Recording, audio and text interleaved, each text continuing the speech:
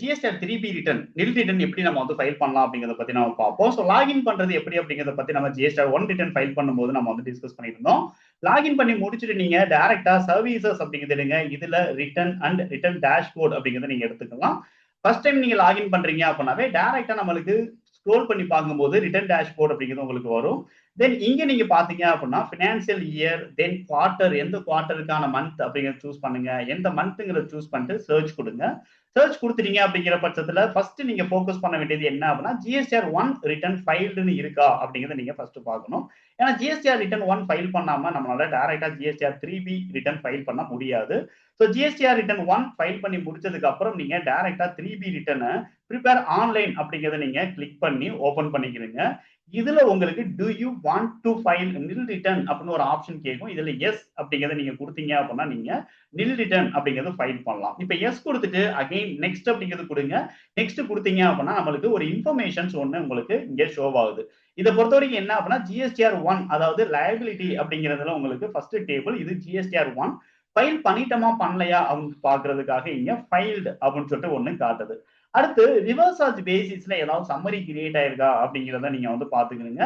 ITC ரிலேட்டடா இருக்கக்கூடிய forms வந்து நம்ம என்ன ஃபில் பண்ணிருக்கோம், அதாவது ஜிஎஸ்டிஆர் 1ல என்ன ஃபைல் பண்ணிருக்கோம் அப்படிங்கறத நம்ம வந்து இங்க ஃபர்ஸ்ட் இன்ஃபர்மேஷனையும் செகண்ட் இருக்கக்கூடிய ரெண்டு பாக்ஸும் ஜிஎஸ்டிஆர் 2B ப்ரிப்பேர் ஆகி இருந்துச்சு அப்படின்னா அதுல இருக்கக்கூடிய இன்ஃபர்மேஷனாலும் நம்ம வந்து பாத்துக்கலாம். இதை கன்ஃபார்ம் பண்ணிட்டு நீங்க க்ளோஸ் அப்படிங்கறத கொடுத்துக்கிறீங்க.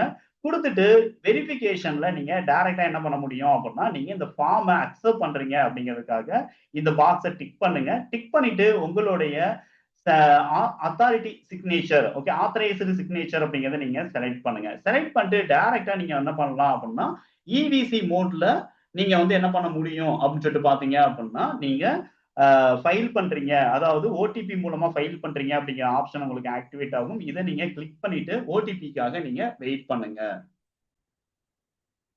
ஓடிபி கொடுத்துட்டு நீங்க அக்செப்ட் பண்ணிட்டீங்க அப்படின்னா ஆட்டோமேட்டிக்கா நம்மளுக்கு அதுக்கான கன்ஃபர்மேஷன் அப்படிங்கிறது நம்மளுக்கு ஷோ ஆகும். ஸோ அதை பேஸ் பண்ணி நீங்க ரிட்டர்ன் ஃபைல் பண்ணி முடிச்சாச்சு அப்படிங்கிறத நீங்க கன்ஃபார்ம் பண்ணிக்கலாம். அதர்வைஸ் நீங்க சர்வீசஸ் அப்படிங்கிறது எடுங்க, ரிட்டர்ன்ஸ் அப்படிங்கிறது எடுங்க, ரிட்டர்ன் டேஷ்போர்ட் அப்படிங்கிறத நீங்க கிளிக் பண்ணுங்க. கிளிக் பண்ணிட்டு கரெக்டான குவார்டர் அப்படிங்கிறத நீங்க செலக்ட் பண்ணிட்டு கரெக்டான குவார்டர் அண்ட் மந்த் செலக்ட் பண்ணிட்டு ஜிஎஸ்டிஆர் 3B அப்படிங்கிறத நீங்க பாத்தீங்க அப்படின்னா ரிட்டர்ன் சக்சஸ்ஃபுல்லி ஃபைல்டு அப்படிங்கிறதுக்காக ஸ்டேட்டஸ் ஃபைல்டு அப்படின்னு சொல்லிட்டு மாறிடும். இதை பேஸ் பண்ணி நீங்க ஃபைல் பண்ணி முடிச்சாச்சு அப்படிங்கிற கன்ஃபர்மேஷன் அப்படிங்கிறது எடுத்துக்கலாம். தேங்க்யூ ஃபார் வாட்சிங். நம்ம அடுத்த ஒரு அப்டேட்ல பார்க்கலாம்.